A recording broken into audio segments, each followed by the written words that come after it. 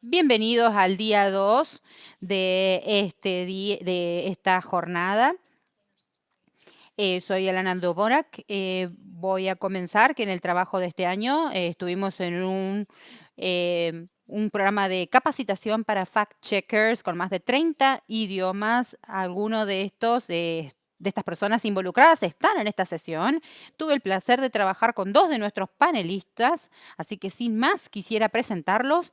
Primero tenemos a Alex Mahanaben, que es gerente de programa en MediaWise, que es una red de fact-checking y también es capacitador para personas mayores. Han ayudado muchísimo en mi programa a lo largo de este tiempo, con seminarios web, así como también otros proyectos, y queremos seguir trabajando con él.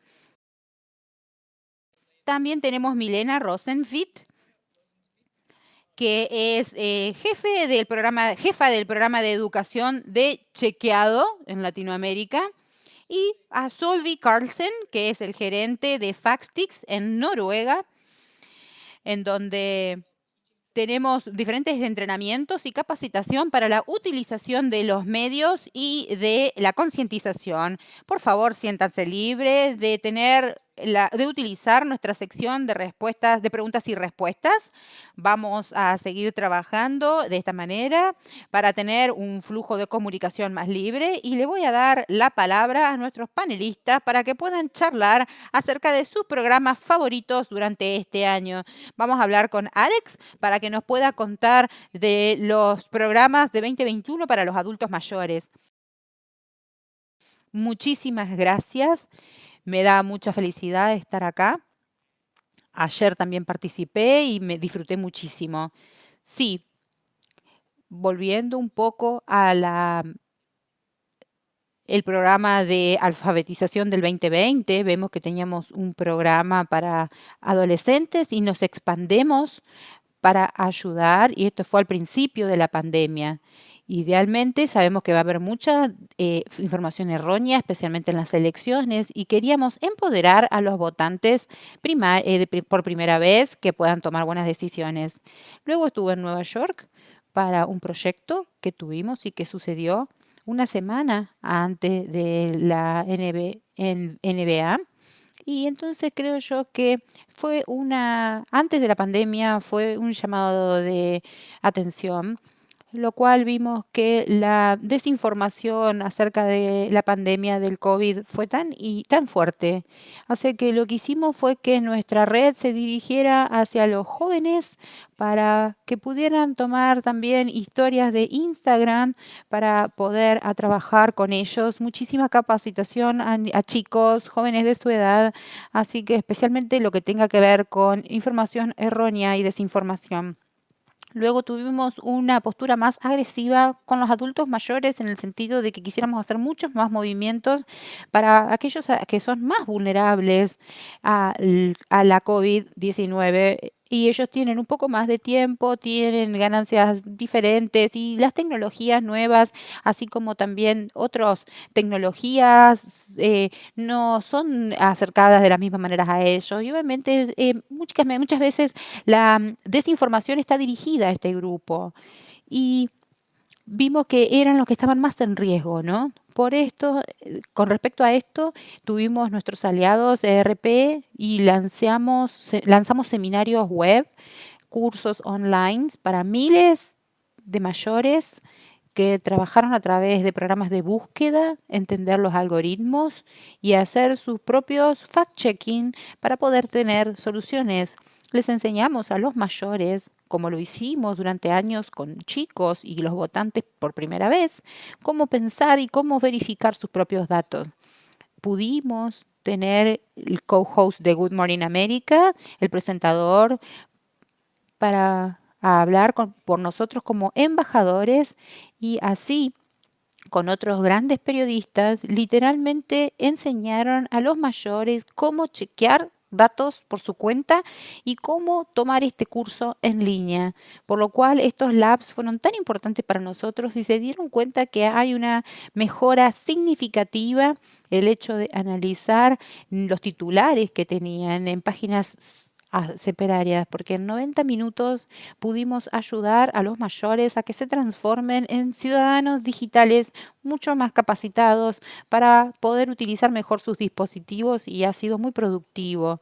Junto con eso también tenemos nuestro departamento de relaciones públicas ha tenido muchos eventos con muchísimos mayores en Estados Unidos en donde están llamando por teléfono para aprender lo mismo que hemos discutido, aprender acerca de cómo usar esta información, cómo verificar datos y van a hablar acerca de cómo de hablar con otros y cómo brindar esta información a otros, por lo cual es muy importante y tratamos de implementar esto a la mayor cantidad de personas.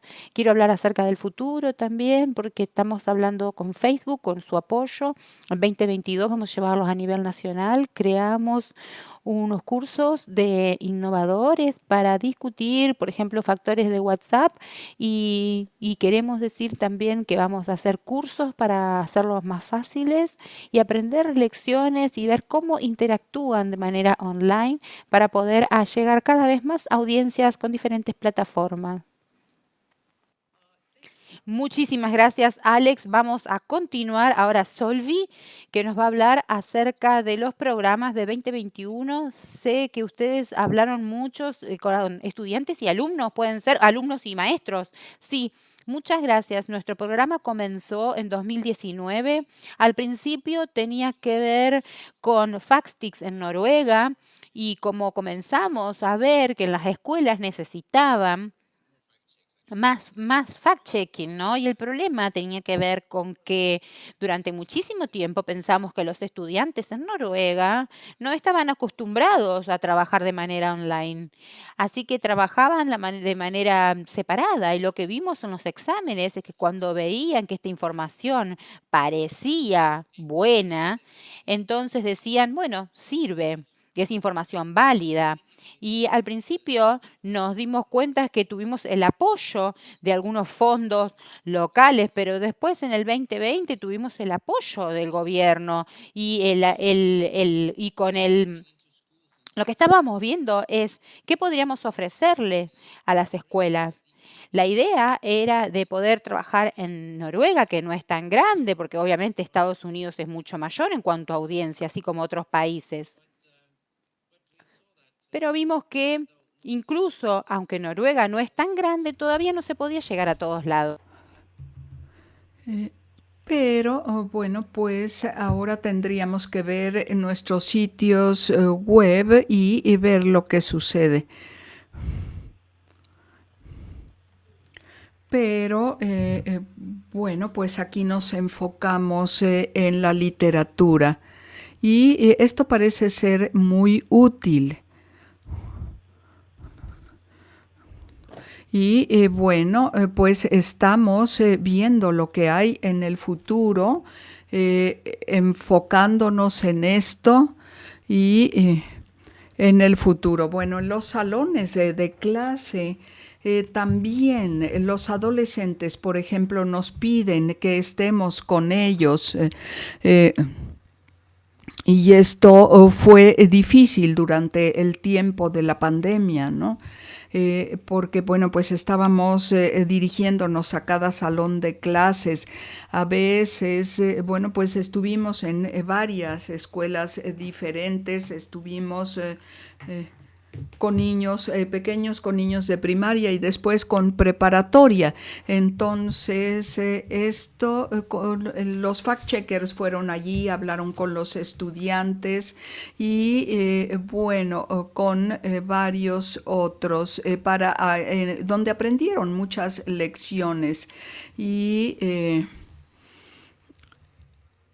bueno, pues también se crearon páginas web en las que se hablaba de medios sociales, de varias otras cuestiones muy importantes y en las que, bueno, pues los chicos pudieron ver cosas muy, muy provechosas.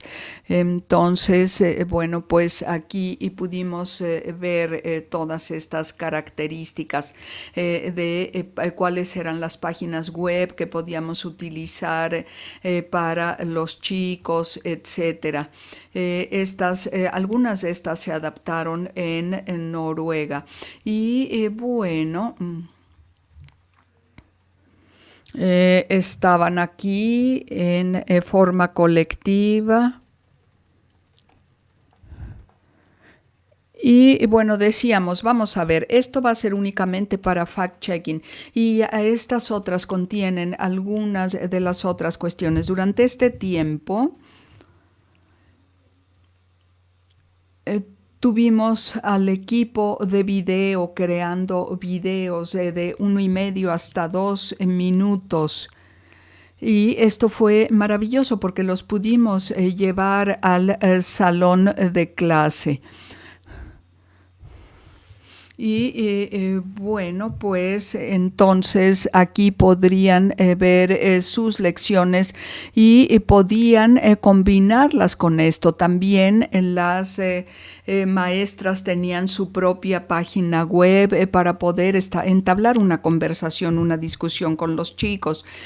Luego también llevamos noticias actualizadas de CNN, de algunas de las difusoras más importantes, y los chicos tenían que usar lo mismo que escuchaban, pero luego también tuvimos que asegurarnos de qué traer a de que lo que lleváramos a la escuela fuera lo mismo que estaban viendo, por ejemplo, los fact-checkers.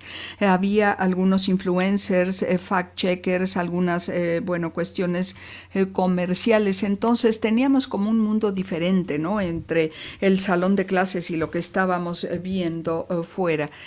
Alguien preguntó cómo es que tuvimos éxito. Bueno, tuvimos mucho tráfico, mucho tránsito en las páginas web durante un tiempo. Tuvimos casi 50,000 visitas en un día, pero luego lanzamos una página nueva y tuvimos casi 30,000.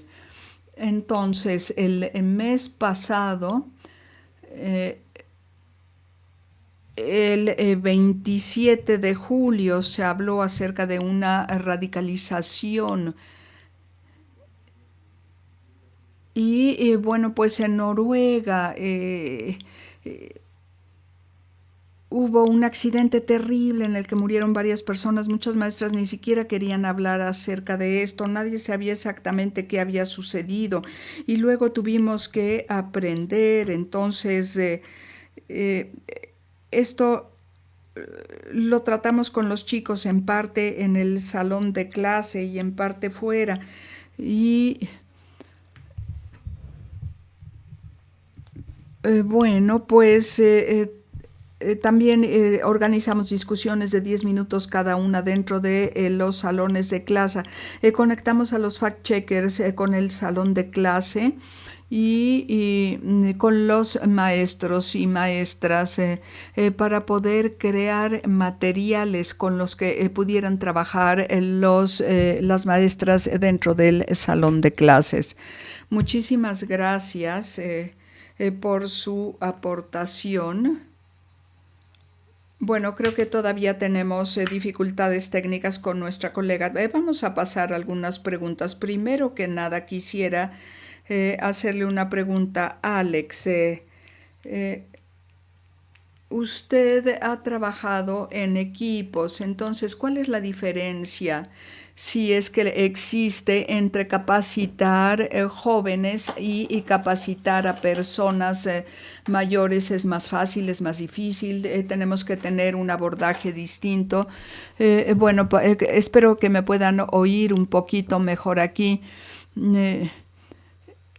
Yo creo que Elaina estará de acuerdo conmigo. Yo tengo una voz muy fuerte y realmente molesta, así es que espero que me puedan escuchar, pero bueno, fueron unos pequeños problemas técnicos. Bueno, hablando de esto, hubo algunos procedimientos en el que, bueno, sí sabemos definitivamente que las personas mayores aprenden de forma diferente. Entonces, por ejemplo, había 3 preguntas que tenían que desarrollar en los diferentes grupos. Los los niños, los adolescentes y las personas mayores. Entonces queríamos saber cuál era la información, cuál era la evidencia de la información y si tenían otra cosa. Entonces, bueno, pues la idea funcionó para casi todos, de todas las edades, pero como ya se dijo, bueno, sí hay una diferencia. Yo encontré que para las personas mayores empezar la discusión, explicar los algoritmos, era la mejor forma de hacerlos entrar a que nos platicaran lo que veían en línea. Y bueno, es posible que pensaran que los algoritmos eran un tópico muy pesado para discutirlo en una iPad, pero ustedes se sorprenderían. Yo doy clases a más de 50 personas y la mayoría de ellos entendían que, bueno, pues la información de los medios está ahí por una razón. Inmediatamente, bueno, pues se convirtieron en usuarios de Internet más activos y cada vez que salían a Internet estaban pensando un poquito en algo un poco diferente. Definitivamente para los adultos fue así, para las personas mayores. Los adolescentes les encanta la tecnología, ellos entienden todo eso, entienden el TikTok, todas las plataformas, la manejan de manera muy transparente, etcétera. Entonces, con ellos nos enfocamos más en el impacto de la desinformación. Aquí estuvimos compartiendo desinformación en la comunidad, por ejemplo, en diferentes plataformas, TikTok, bueno, no utilicé mucho el TikTok, en lo que sí pasamos mucho tiempo fue en Facebook y bueno, que es lo que más se utiliza aquí en los Estados Unidos, ¿no? ¿Ustedes qué piensan en sus países? Sí, por supuesto, también en Facebook pasan mucho tiempo ahí. Por supuesto, los chicos de secundaria y de preparatoria tienen un enfoque diferente, por ejemplo, para los jóvenes. Bueno, pues no tanto para los jóvenes, pero uno de los retos es que muchos de ellos no se unen a los medios sociales, a las redes sociales, porque, bueno, pues si entra usted a un salón de clase, todo el mundo va a saber qué es TikTok y qué es WhatsApp y Twitter y etcétera. Entonces, históricamente lo que se trataba era de darles un vistazo y ver cómo funcionaba. Entonces, en cambio, los niños más pequeños necesitaban tener herramientas y yo tuve que darles algo para que se movieran en esto y fue maravilloso realmente. Lo entendieron muy bien. ¿Qué es lo que realmente necesitamos? Es que necesitamos una lista de verificación corta con algunas herramientas. En el salón de clases es una gran herramienta tenerla aquí. Por ejemplo, dentro del universo de la investigación o tener algo para darles lecturas a los estudiantes, es muy fácil sacarlos del texto. Entonces, esta es la parte más difícil, esta es la dificultad al ver la fuente. Y cuando los chicos ven algo y dicen, esto está muy bien y tiene que ser cierto. Entonces, pero después vemos que no es tan bueno ni es tan cierto definitivamente. Y yo diría que, bueno, pues hemos hecho varias cosas al respecto porque a la gente le encantan las herramientas, a la gente le encanta la forma en la que se pueden hacer este fact-checking. ¿Hay alguna forma en que la gente pueda hacer su propio fact-checking? ¿Se les puede capacitar y cómo pueden entrevistarlos a nivel individual para que haga esto? Bueno, pues yo he estado trabajando como maestro durante 40 años y he estado viendo los comerciales con un punto de vista diferente. Yo se los enseñé a los chicos y ahora los chicos dicen, mira, así es como funcionan los anuncios, los comerciales, ¿no? Por ejemplo, estos mensajes subliminales que ponen algunas empresas y que si ves un mensaje de Coca-Cola, dices, ay, quiero una Coca-Cola. Entonces lo que podemos hacer es darles herramientas tan específicas como sea posible para que las puedan tener. Y también podemos hacer como grupos, clusters, para que sean muy específicos. Y cuando vemos cierta información, tenemos que verificarla. Este es el sentido que les damos, pero básicamente a veces encontramos cierta resistencia porque empiezan a hablar con los amigos, ¿no? Y bueno, uno les dice, habla con tus amigos, a ver, ¿de dónde sacaste esta información? No para criticarlos, no para decir nada por el estilo, sino simplemente para que tengan como la duda, ¿no? Sí, así es, para nosotros, para mí personalmente, yo llegué al proyecto en 2019 con muchos retos y dije, bueno, pues esto está muy bien. Yo era muy ingenuo y yo pensé que esta era una generación muy nihilista y no es así, a ellos les importa mucho. Y el reto mayor era tratar de ayudarles, por ejemplo, cuando ven una página web que les está dando información sobre cambio climático, ayudarlos a entender que puede haber alguien detrás de la página web que tiene ciertos intereses para compartir esa información. Entonces, hacerles comprender que no podemos tomar todo lo que vemos en línea como si fuera cierto. Es decir, pues enseñarles a miles de estudiantes durante la pandemia y preguntarles, pueden tomar esto como un valor, es decir, por ejemplo, con mis sobrinas, mis sobrinos, y ya saben todo esto, porque yo los veía que, podían pasar 2 horas en una página web buscando información. Entonces, simplemente hacerles entender cómo funciona esto. Es decir, creo que hay más de 600,000, creo que son hasta 700,000 páginas entre las que navegan los chicos de secundaria y preparatoria. Y durante las elecciones tuvieron pues un porcentaje del 87% de visitas en todas estas páginas sobre las elecciones, y la mayoría de ellos eran por parte de jovencitos, ¿no? Adolescentes.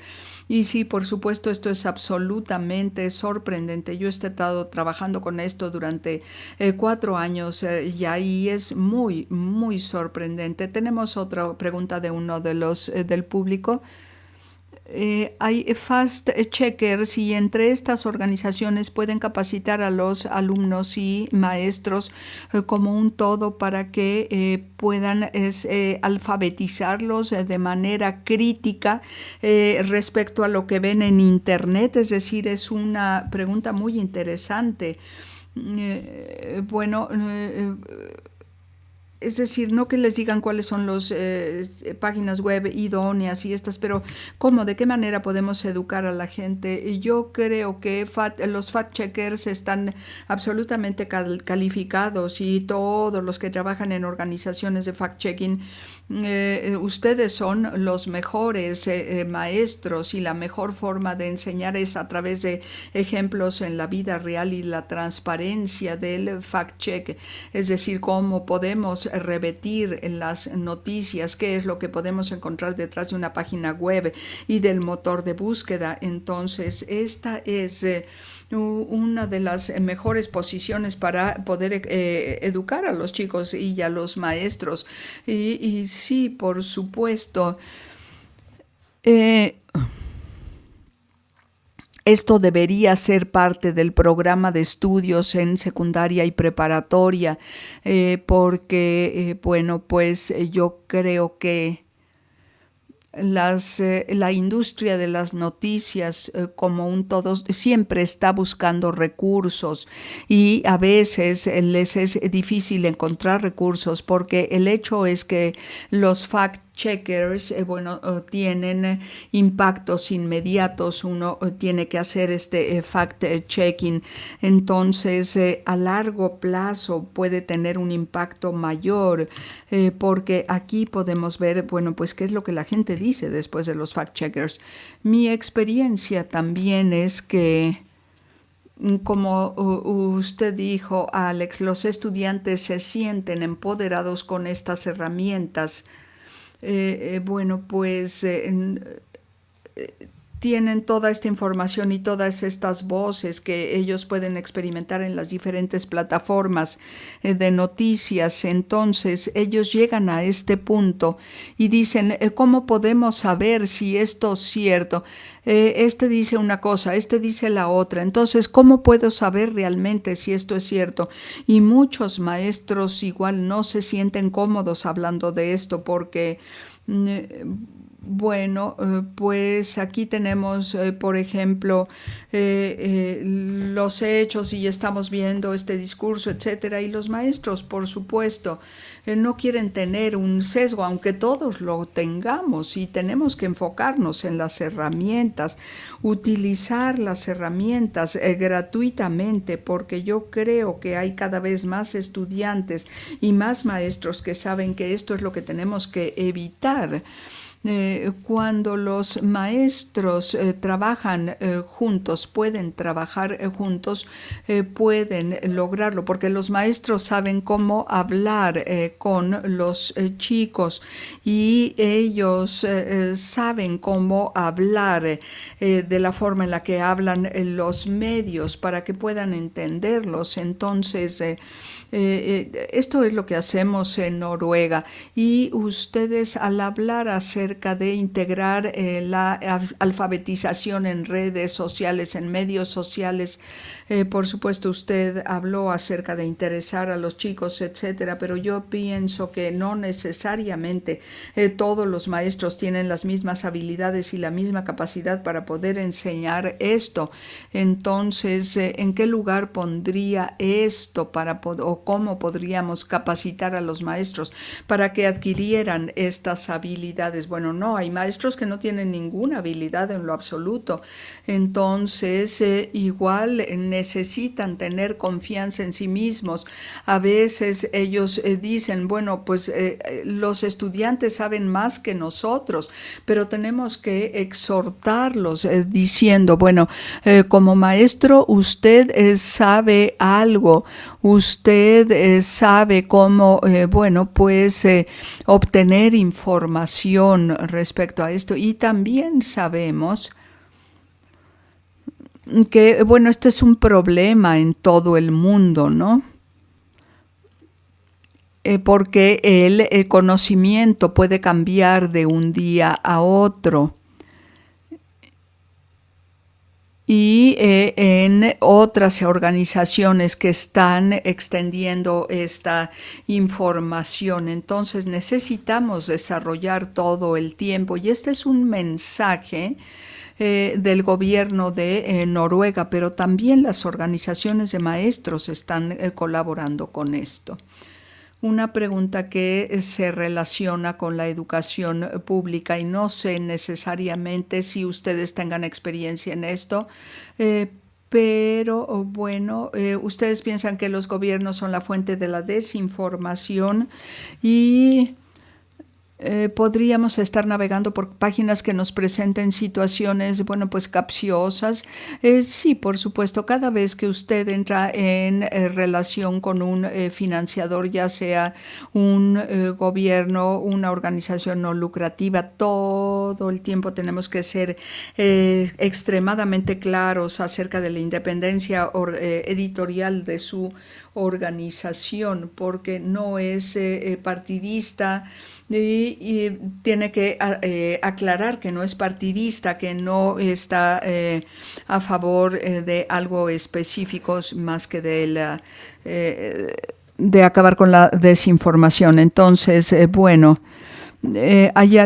cuando los gobiernos extienden la desinformación o las personas que financian, bueno, pues lo que yo trataría de hacer es llegar a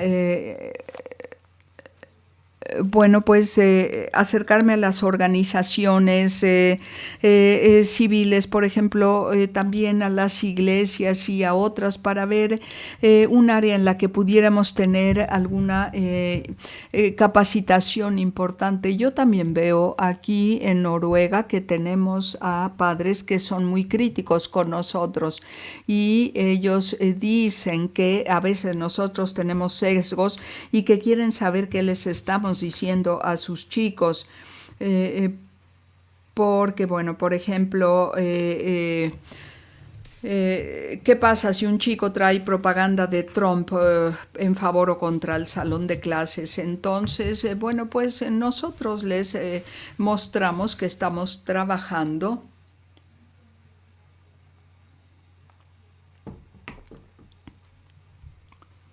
eh, tratamos de enfocarnos para, por ejemplo, tratar de obtener financiamiento. Y si nos vamos a las cuestiones mucho más técnicas acerca de los derechos, etcétera, entonces vamos a obtener mucho más apoyo de la gente, más que si le decimos nada más que estamos tratando de recaudar fondos, porque además tenemos algunos retos en Noruega cuando decimos que, bueno, pues tenemos contacto con la parte corporativa de Facebook, entonces dicen, uy, Facebook es un gigante, ¿no? ¿Cómo le haces? ¿Cómo lo haces? ¡Qué barbaridad! Bueno, pues nosotros tratamos de ser muy transparentes al trabajar con esto. Por ejemplo, en nuestra página web puede ver las normas editoriales, somos muy claros en cuanto a lo que producimos, cómo lo producimos y tratamos siempre de ser muy transparentes. Y bueno, pues hay muchas compañías muy grandes, muy fuertes que tratan de ver cómo estamos utilizando los recursos que tenemos y quieren saber de dónde provienen los recursos. Entonces, para ver si podemos hacer un impacto. Esto lo hemos visto, por supuesto. Lo hemos visto de manera diferente en muchos otros sitios, pero cuando la gente saca esto a colación, queremos decirles, esto es lo que producimos, este es el impacto. Y bueno, pues tenemos que ser tan transparentes como sea posible y tratar de no equivocarnos aquí, porque bueno, pues este es uno de los principios del periodismo, ¿no? Pues ser transparentes. Yo también veo, por ejemplo, cuando hacemos un fact check, y si yo les hablo a los chicos de Fact Check y entonces ellos preguntan, ¿y cómo voy a saber si alguien me está diciendo la verdad? ¿Cómo funciona? Entonces, bueno, pues esta es realmente una buena arma para obtener la confianza de la gente. Bueno, ¿cómo persuaden ustedes a los financiadores? Alex, usted habló algo de esto. Eh, Podría haber, bueno, procesos más prolongados para demostrar la utilidad de lo que hacemos y no la actividad inmediata. Ustedes navegan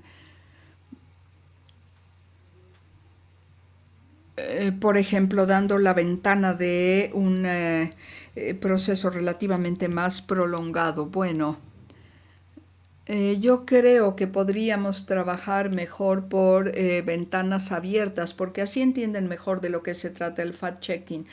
Pero también, bueno, tenemos que estar en el juego durante mucho tiempo y podemos mostrar los resultados y bueno, podemos decirle, miren, estos proyectos hemos puesto mucho dinero para enseñarles a los chicos y bueno, entonces nos aplauden, nos dicen que esto está bien. Pero bueno, pues tenemos que tener mucho cuidado, tenemos que ser consistentes con lo que hacemos, que siempre sea lo mismo y no cambiar de un momento a otro. Sí, por supuesto, esto es una muy buena perspectiva. Yo sé que la idea de los medios no se ve tan sexy, por ejemplo, como para que nos den dinero. Y bueno, pero pues esto es nuestro trabajo, ¿no? Y esto es lo que estamos de hacerlo. Por ejemplo, eh, eh, un grupo de adolescentes hizo un trabajo maravilloso en Facebook, en TikTok, y luego empezaron con Twitter, y empezaron a ver a los adolescentes trabajando en esto como fact-checkers. Entonces, encontrando nuevas formas de ver todo esto dentro de Instagram, nos hicimos socios de Stanford para poder verificar la información, y realmente este es un reto porque es un campo de acción muy fuerte. La investigación está ahí, es muy posible que podamos dar esta capacitación. Entonces, lo que hacemos es que ponemos los datos en cascada, y cuando estamos, bueno, pues buscando proyectos, todo esto es muy importante. Estamos tratando de contribuir a la investigación sobre la desinformación. Mm, eh, ok, por ejemplo, cuando yo viajaba, estaba, por ejemplo, creando recursos para la enseñanza. Y esto también es una herramienta de vista, porque bueno, ellos también, los inversores, ven que están apoyando este trabajo que estamos haciendo. Alex, mencionabas también algo que me pareció muy interesante, que tiene que ver con una técnica que dijiste que con lo que se escribe o cuando se reporta, tienen metodología innovadora para ayudar a la alfabetización digital. Hay otras maneras en donde las organizaciones de fact-checking, muchas que nos están viendo, puedan integrar la alfabetización digital para sus audiencias. Bueno, sí, lo que recién dijiste, ¿no? Asegurarse de que incluimos el proceso de la verificación de datos, destacarlo, no sé, hablando así, ideas que se me ocurren, ¿no? También tener citas o una pequeña pestaña en donde tengamos cómo hacemos la verificación de datos, integrar esto dentro de la verificación de datos misma, explicar este proceso, ver cómo las personas se puede ser un enlace en la comunidad, hablar en los eventos locales, en las cadenas de comercio, en las cámaras de comercio, otro acercamiento, por ejemplo, ver cómo los recursos están en la web, quizás simplemente experimentar, jugar un poco, hacer un video que te muestra cómo hiciste una muestra, una investigación reversa y a la inversa, ¿no?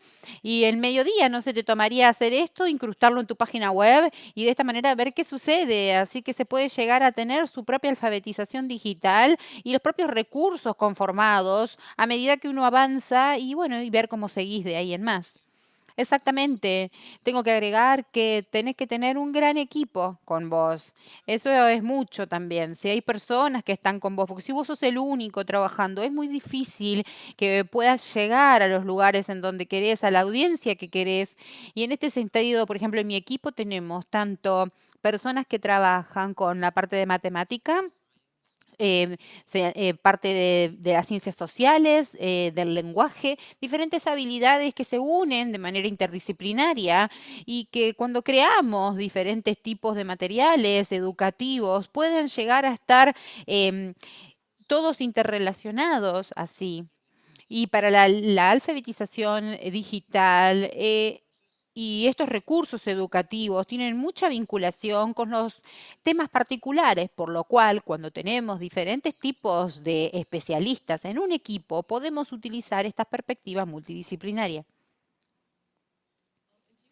¿Ustedes tienen algún acercamiento diferente? ¿Alguien dijo algo en las preguntas que hay una desinformación mucho más compleja y, por ejemplo, lo que tenga que ver con blogs para el COVID o diferentes temas o tópicos muy particulares de desinformación o información errónea.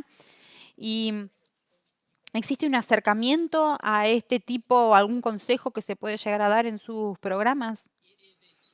Sí, debería ser una gran parte de nuestro programa y estamos trabajando, pero es que hay tanto que quisiéramos agregar en cuanto a la alfabetización que es tan difícil entrar en respecto, entrar en detalle en cada uno. Es entender la información, entender cómo investigar y cómo funcionan los papers investigativos.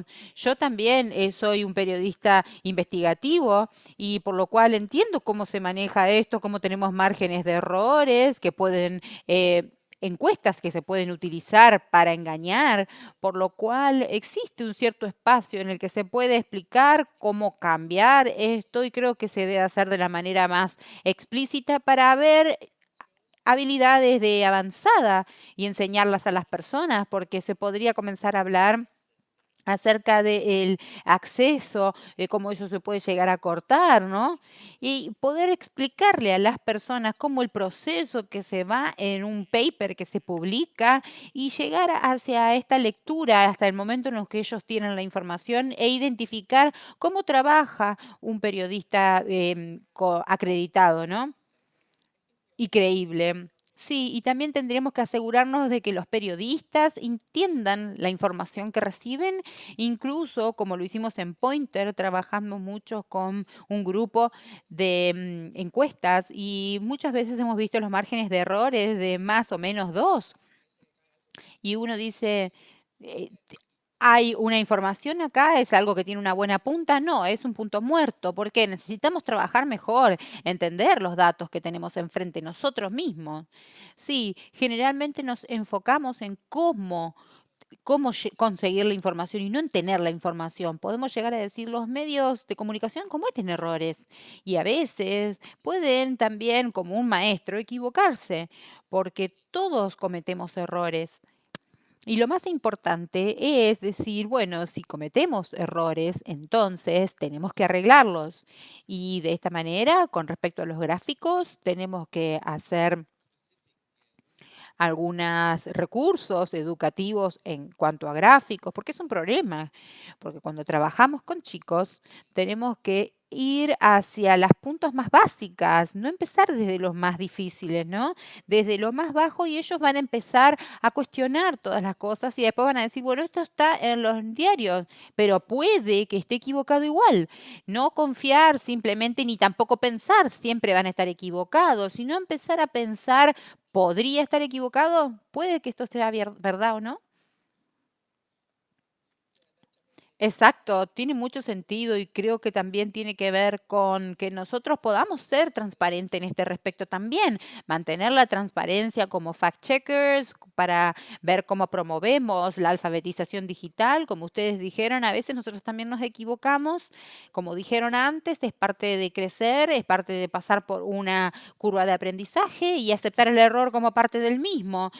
Bueno, tratando de darle finalización a todo esto, les agradezco muchísimo por haberse unido. Quiero que vean el chat. Lamentablemente, Milena tuvo dificultades técnicas, pero ella sí puso su información de contacto en la parte del chat, por lo cual, si quieren llegar a contactarla, en la caja del chat van a encontrar toda su información. Ella está trabajando en Argentina y en muchísimos países de Latinoamérica y hemos hecho muchísimo trabajo con ello durante el año que ha pasado y tienen muchísimo, un departamento educativo muy, muy bueno. Y recursos muy buenos también. Por favor, contacten IFCN o nuestros conocidos acá que tenemos nuestros compañeros para colaborar de manera conjunta, tanto Alex como Solvi y las personas en el chat preguntaban cómo hacer para trabajar con ustedes en el futuro y sé que todos somos muy, muy apasionados por lo que estamos haciendo, sabemos que vamos a querer cada vez más aumentar la alfabetización en el mundo entero, porque bueno, la desinformación es un tema muy importante y vamos a trabajar de la mejor manera posible para ayudar. Y bueno, contáctenme cuando les sea necesario. Me encanta trabajar con cualquier organización y para esta sesión van a poder volver a verla muy pronto y tenemos un día más, bueno, un poquito más para que se puedan unir a nosotros mañana. Vamos a lanzar a la mañana, a las 9 hora del este, y vamos a hablar acerca de la comunicación con las comunidades de fact-checkers en YouTube. Así que les agradezco muchísimo nuevamente por unirse a esta presentación y espero verlos a todos mañana y que gracias a los panelistas y a todos por esta gran charla que tuvimos. Nos vemos el día de mañana. Gracias.